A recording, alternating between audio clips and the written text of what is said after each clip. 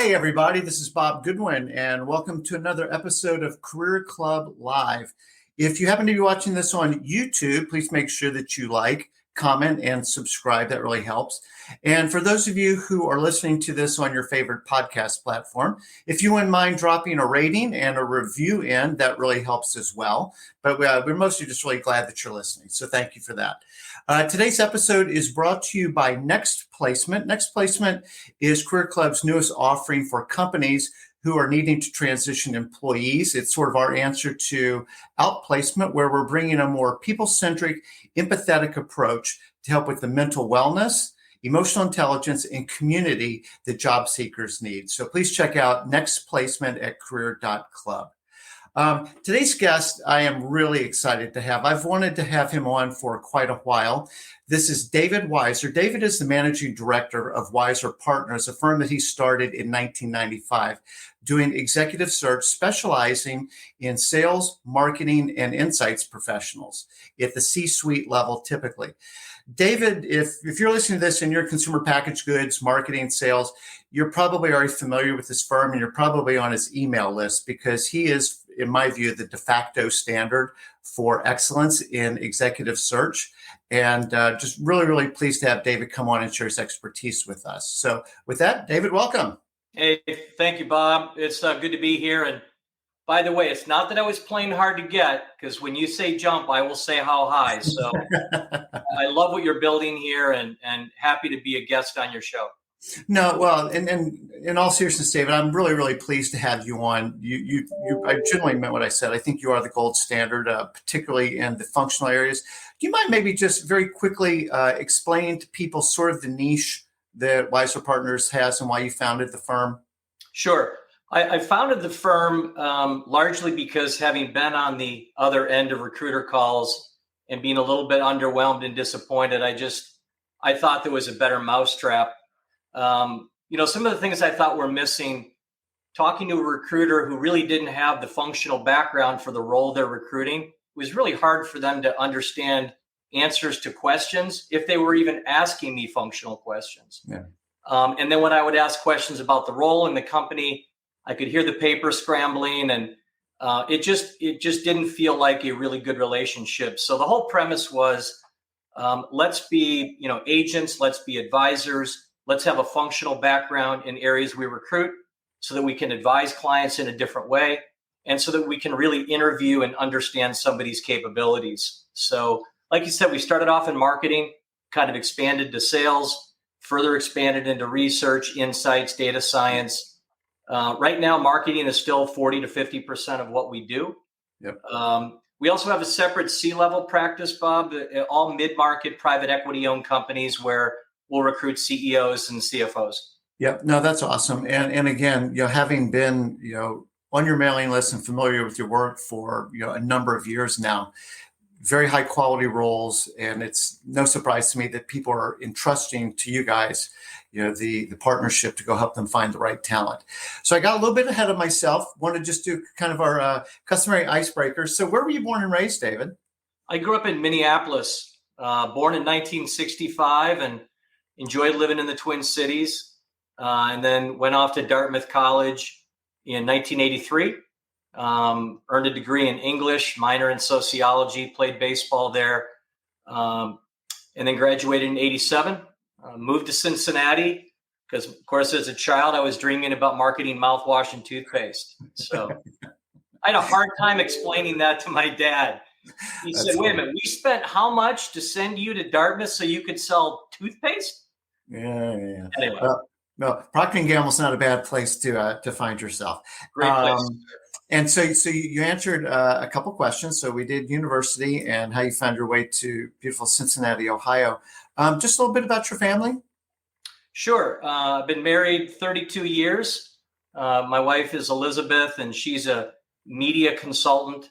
She still works full time. We've got 3 kids. 29, 27, 24. Our oldest daughter has been married a couple of years. She's got a newborn. Well, congratulations. That's fun. Grandpa-ness is awesome. Yeah. Highly recommend it. I know you mentioned that to me. I'm still kind of getting used to the concept, but but they're doing great. She works for Gulfstream Aerospace Mm. in research and analytics. Daughter Emily lives in San Francisco. She works for a private wealth management firm. And then our son, Sam, works for a fintech startup with a couple of ex-Goldman Sachs partners. Very cool. That's awesome. And then you kind of alluded to it, but so if you don't mind just kind of very briefly kind of paint a little bit of your career history, because you said you started at Procter, and just if you don't mind explaining that for a sec. Sure.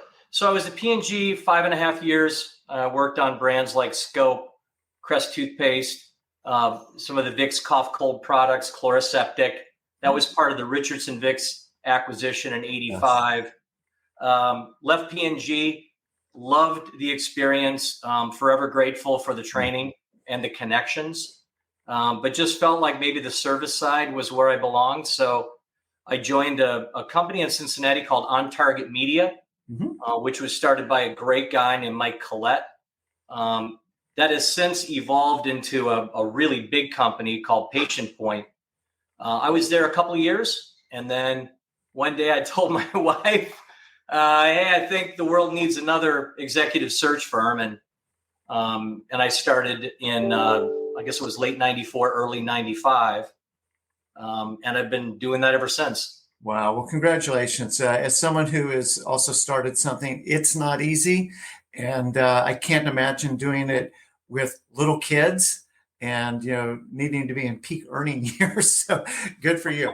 And then very quickly, you mentioned baseball, but what do we find you doing when you're not at work? What do you like to do? We live on a lake here in South Carolina. I wish we were out on the lake more often, but we're working really full time. But we'll get out on the lake on the weekends. We're going to spend as much time as we can with our new grandson and our daughter and our son-in-law. Yep. We don't do a lot of travel, but we keep busy. Fish.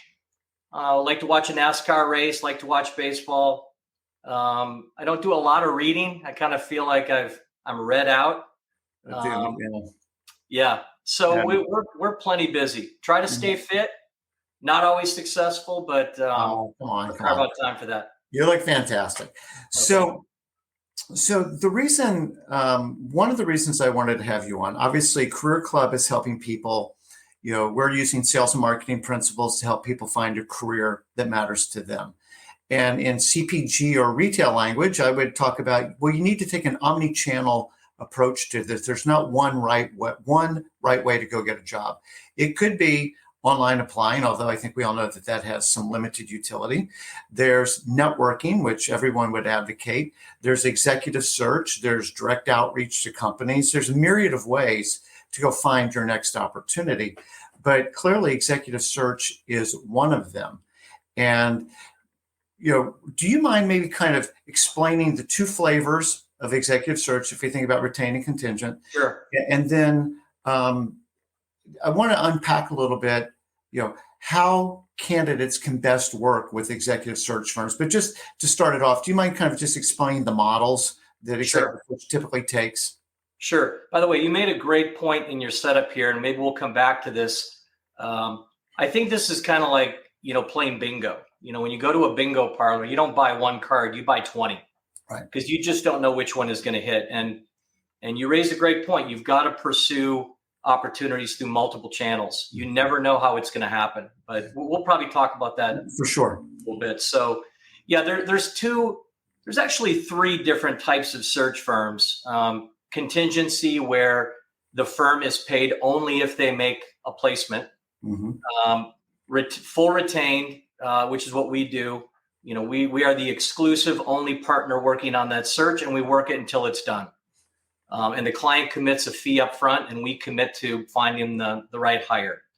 There is a third hybrid version called contained, which is really a blend of it's a blend of those two. And I understand what gave rise to that. I think it's a difficult model to execute because the tendency might be for a client to say, look, we'd really rather do this on contingency. So I don't know exactly how well those are working, but there's a fair number of firms out there who will do both. If we look at sort of the two typical ones, because what I want to help listeners understand is sort of what's the motivation, what is the work style for if you're dealing with a contingency firm versus if you're dealing with a retained search firm? Right. I think there's definitely a place for contingency, and I think they're pretty effective at lower levels, entry level up through maybe the first 5, 6, 7 years of somebody's career, up through a manager level, plan manager if we're talking about CPG. The limitations with a contingency firm, by definition, because they won't get paid unless they make a hire, it's kind of a numbers game, and it's harder for them to justify the same time investment as an advisor.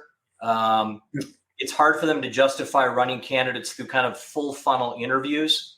Now, there are some contingency firms out there who do that. Lack and Daly, for one, out in Connecticut. We've referred a lot of work there. They're very good, and they will actually interview candidates, but most of them just aren't able to do that. On the retained side, if you're doing it the right way, you're spending a lot of time understanding, where a candidate is trying to get to, function, industry, level, title, compensation, you name it. So you want to be a good advisor.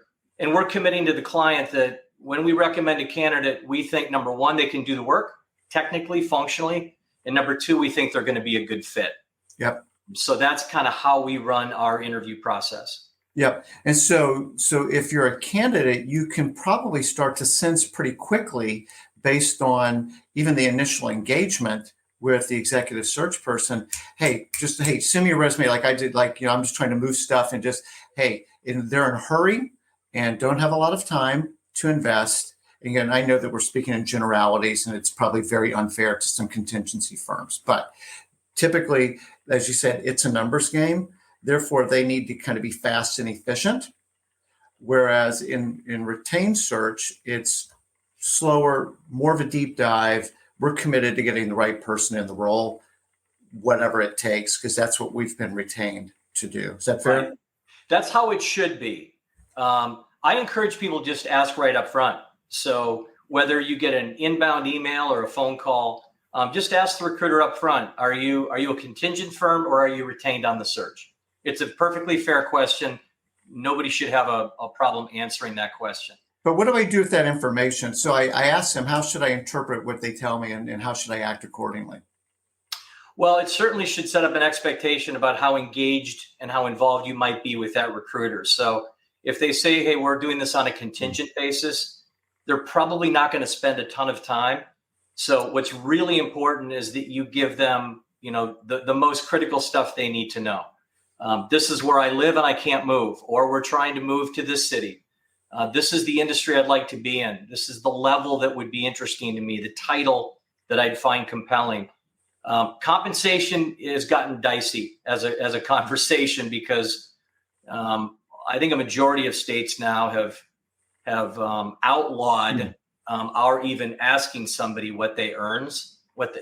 So there's ways around that, but you want to make sure if it's a contingent recruiter, you get that on the table right away.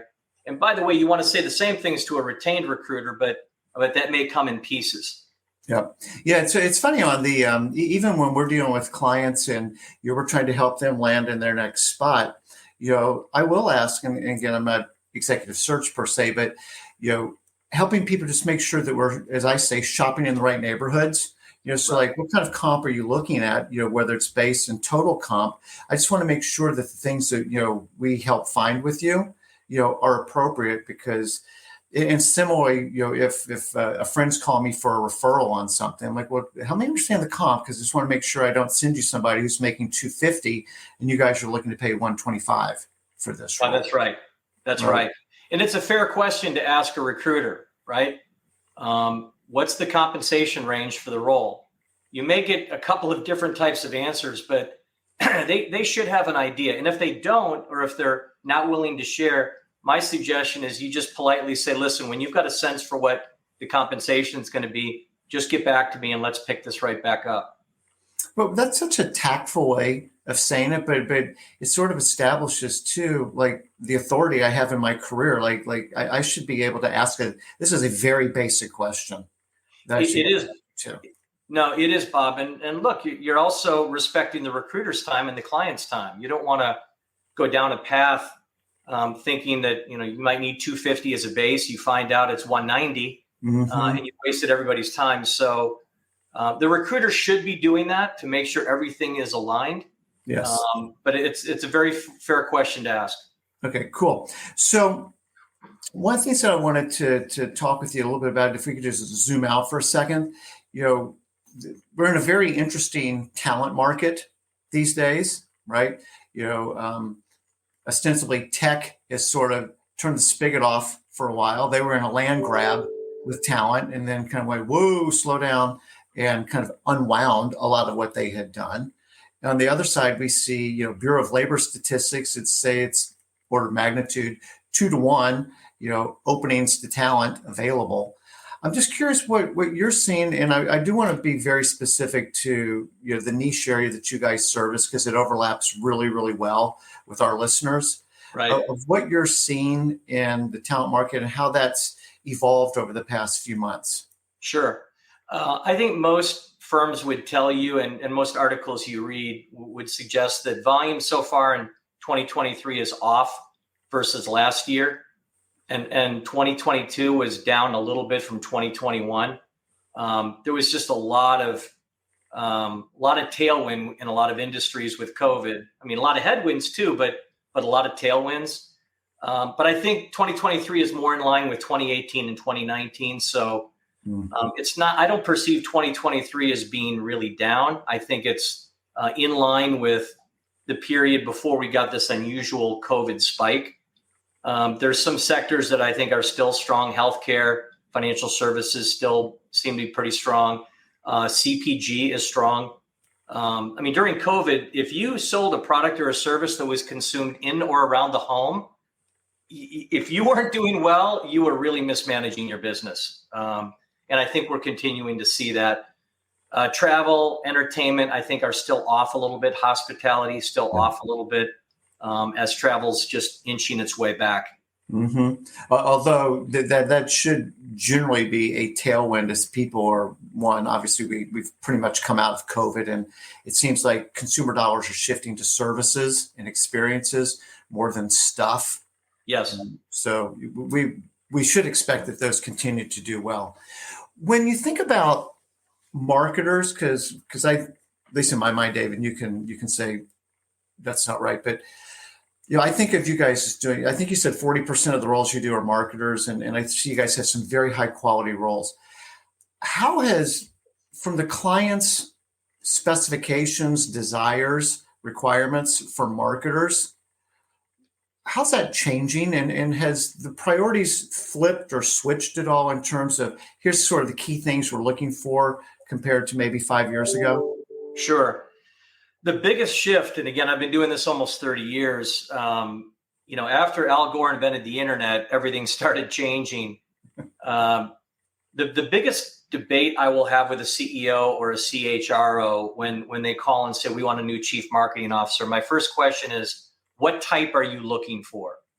There's different prototypes. There's kind of the traditional brand marketer. There's more of the direct marketer, direct response marketer, and then the digital and performance marketer. What I've seen, Bob, over the years is just a rapid shift to digital and performance as the definition for what you want in a CMO. Depending on the type of company you are, I'm not sure that's always the right answer. I still believe that the digital is largely about activation. It's tactical. I think it's a level 2 or a level 3 hire. I wouldn't necessarily define my chief marketing officer first and foremost as a performance marketer.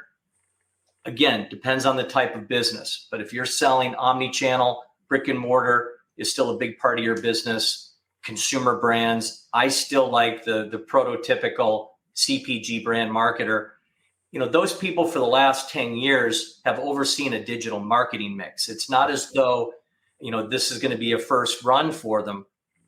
Tactically, they may not be the hands-on keyboard type. They may not be spending hours every day in Google Analytics. That's what you want level 2 or level 3. So that's the biggest debate that we have. What type of CMO do you need? Yeah. And so if you're becoming introduced with a client and they start off with, well, David, I'm a classically trained marketer. You're going good, if I'm hearing you right. Yeah. Yes. Okay. Yes. Because sometimes what I hear is, oh, because they think the person asking the question thinks that, oh, I need to hear all the digital stuff. And you're saying, well, actually, you need the strategy piece first. We'll get to the tactical stuff Right. along the way. Yeah. If you're not really skilled in brand positioning, consumer segmentation, really answering the big questions, where to play, how to win, digital native isn't going to do you any good. So, yeah, I think they're called fundamentals for a reason. Yeah. When Yeah. William Well, Procter and James Gamble were selling, candles down in the Ohio River, they were still working off the fundamentals that I think are still just as relevant today. which is one thing that I think is so cool about sort of the integrated nature of your practice, right? Because we talked about research, insights, data, and analytics. Well, that's where those insights are found to identify unmet consumer needs. And then how do we go meet those better than the competition?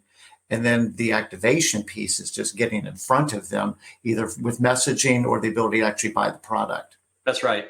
That's right. Yep. With one of the things that we hear a lot about these days with marketing and sales, and again, I'm going CPG for just a second, is retail media networks. Are you hearing that a lot from your clients, and what role that's playing in terms of importance of mix? Again, I think it depends on the type of company. And with our mix, a lot of it is consumer, but we do a lot on the B2B and enterprise side. Yeah. And I think as more and more companies have explored alternate channels for marketing and selling products and services, the type of spend and the type of media mix could look very different. Yeah, yeah, for sure. And then thinking about sales as a function and CROs, chief customer officers, whatever the role is called at the company, how's that evolved over time, and where do you see that going? Yeah, a couple things. A lot of companies have, particularly on the B2B side, but even on the consumer side, they've been pushing marketing and sales together. There still might be a head of marketing and a head of sales, but this chief commercial officer position started popping up maybe 4 or 5 years ago, and I just see more and more of that. Again, depending on the business and what they're selling and who they're selling it to, that might make sense. I think it definitely makes sense on the enterprise side. Ultimately that chief commercial officer is either going to be a capital M marketing and a small S, or vice versa, in terms of the background and experience they bring. And do you see chief growth officer some? Sure. And what does that mean? I see a lot of titles. We have talked clients out of using some titles because it just may not fully embrace the scope of the work, or it may not resonate with the type of person that you're looking for. But yeah, chief growth, I've seen that used both on the sales side and on the marketing side. Got it.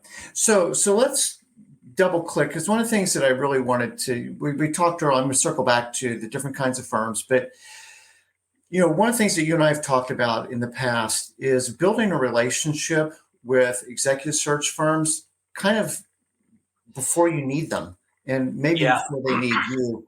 Could you pick that thread up for a minute? Yeah, I was thinking about that.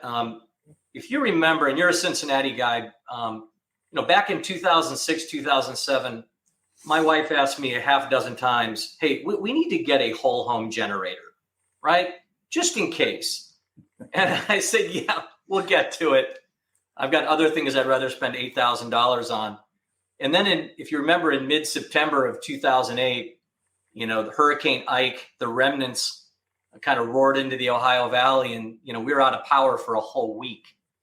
And of course, by October 1st, I had our $8,000 Generac whole home generator in place. But the problem was I put it in after I needed it. So yeah, to your point, if you're looking to build relationships with recruiters when you suddenly find yourself in transition, you're gonna have an extended transition. So you absolutely want to start building that network out right now.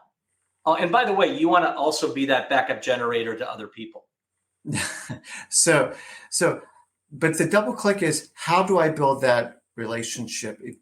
I'm going to be very crass for a minute. Yeah. But if a recruiter, particularly contingency, is highly transactional, Yes. like I'm not trying to build relationships right now. I'm trying to get paid on filling a role. And oh, by the way, you don't look like anything I'm working on right this minute. So I don't have time. Right. Right. Well, I think the best, let's just say worst case scenario, you literally don't have any recruiter relationships right now. What I suggest to people, and it's very simple advice, but people who have done it have said it's very effective.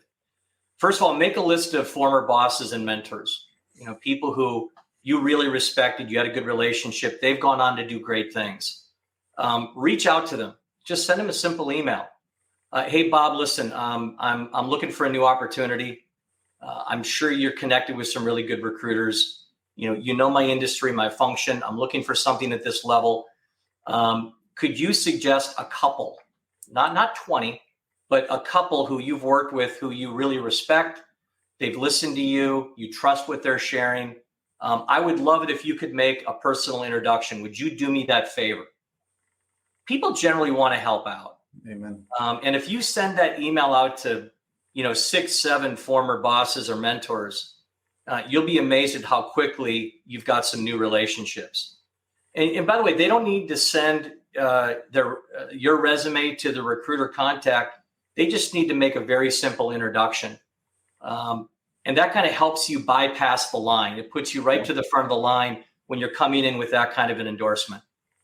And so when you're on the receiving end of that, so say, Julie sends you an email and says, hey, I'd like to introduce you to my former colleague, Bob.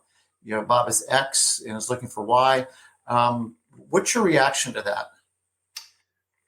Well, again, generally, I will put that person up to the front of the line. And certainly if it's somebody who we've done a lot of work with in the past and we know them and we trust them, we're gonna create time. I get 50 emails a day from people saying, hey, I'd like to pick your brain for 30 minutes. I wish I had that amount of time. But every day I'll find time for at least 3 or 4 of those.